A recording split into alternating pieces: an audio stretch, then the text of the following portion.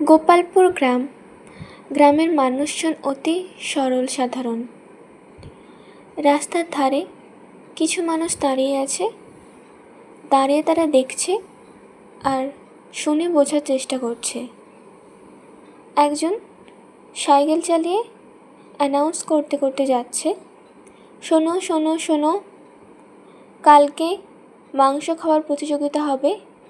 এই প্রতিযোগিতায় যে জিতবে সে ট্রফি পেয়ে যাবে, তার সঙ্গে সম্মানীয় পুরস্কার পাবে। তোমরা যদি এই প্রতিযোগিতায় নাম দিতে চাও তাহলে অফিসে গিয়ে যোগাযোগ করো।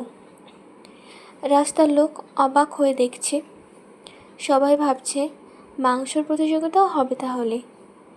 সবাই ভাবছে নাম দেবে, নিজেদের মধ্যে নিজেরা কথা বলাবলি করছে। অনেক দিন পর গ্রামে একটা প্রতিযোগিতা হচ্ছে। বেশিরভাগই গ্রামে কিছু পুজো অনুষ্ঠান হলেই বউদের ফুচকা খাওয়ার প্রতিযোগিতা হয়, কিন্তু ছেলেদের কোনো প্রতিযোগিতা হয় না। তো এই প্রথমবার গ্রামে মাংস খাওয়ার প্রতিযোগিতা হচ্ছে। সব পুরুষ মানুষরা এতে নাম দেওয়ার জন্য উৎফুল্ল হয়ে আছে, সবাই ভাবছে নাম দেবে। রাস্তায় দাঁড়িয়ে রয়েছে ব্যবসায়ী রাজু আর মাছ ব্যবসায়ী রবি। তারা নিজেদের মধ্যে বলাবলি করছে। রাজু বলছে রবিকে, রবি, এই প্রতিযোগিতায় কিন্তু আমি নাম দিচ্ছি, আর আমি বলছি এতে কিন্তু আমিই জিতব।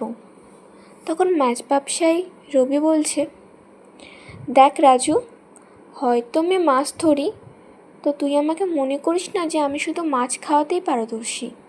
আমি মাছের সাথে সাথে মাংস খাওয়াতেও পারদর্শী, আর এই প্রতিযোগিতাতে আমিই জিতব। দেখে নিস তুই, আমিই জিতব। তখন রবি বলছে, আচ্ছা ঠিক আছে, তাই দেখা যাবে। তাদের দুজনের মধ্যে মাংস খাওয়া নিয়ে শেষের দিকে গণ্ডগোল বেঁধে যাচ্ছে। রাজু বলছে আমি বেশি খেতে পারবো, রবি বলছে দেখিস আমি বেশি খেতে পারবো। তাদের মধ্যে টাকার বাজি হচ্ছে, যে জিতবে, রাজু যদি জিতে রবি তাকে টাকা দেবে, আর রবি যদি জেতে তো রাজু তাকে টাকা দেবে। এর পরের সিদ্ধান্তে তারা এলো যে দেখা যাবে কালকে, যে জিতবে সে টাকা পাবে। আর এমনিতেও মাংস খাওয়ার প্রতিযোগিতায় জিতলে ট্রফি সম্মান তো পাবেই, পাড়ায় তাদের নাম ডাক হবে। পরের দিন যথাসময়ে পাড়ার যুবক যুবতী এবং এই প্রতিযোগিতার যে হেড মোড়ল মশাই বসে রয়েছেন, তার পাশে তার নাতি বসে রয়েছে, সবাই হাততালি দিচ্ছে। গাছের তলায় ছাওয়ার নিচে প্রতিযোগিতা আরম্ভ হয়েছে। একটি বড় ট্রফি সেখানে বসানো আছে, সবাই উৎফুল্ল হয়ে আনন্দে হাততালি দিচ্ছে। প্রথমে রবির মাংস খাওয়া শেষ হয়ে গিয়েছে, অর্থাৎ যে জেলে। এরপর রাজু এসে মাংস খাচ্ছে। সবাই দেখতে পাচ্ছে রাজুই বেশি মাংস খাচ্ছে। রবি একটু খেয়ে আর খেতে পারেনি, কিন্তু সে মনে করেছিল সেই সব থেকে বেশি খাবে। রাজু এখানে মাংস খাচ্ছে আর রবি সেখানে রাগে হাঁসফাঁস করছে। এর পর মুহূর্তেই দেখা যায় রবি হেরে যায়, রাজুই জিতে যায়। মোড়ল মশাই বড় ট্রফিটা নিয়ে সম্মানের সঙ্গে রাজুর কাছে গিয়ে বলে, এ নাও রাজু, এটাই তোমার প্রাপ্য, তুমি জিতেছো, তুমি আজকের জয়ী প্রতিযোগী। সব বাচ্চারা, পাড়ার লোকেরা হাততালি দিচ্ছে এবং রাজুকে বলছে, রাজুদা তুমি তো পুরো ফাটিয়ে দিয়েছো, তুমি যে এত মাংস খেতে জানতে, সেটা তো আমরা এতদিন জানতামই না। তুমি আমাদের পাড়ার মুখ উজ্জ্বল করেছো, তুমি আজকে ট্রফি এনেছো।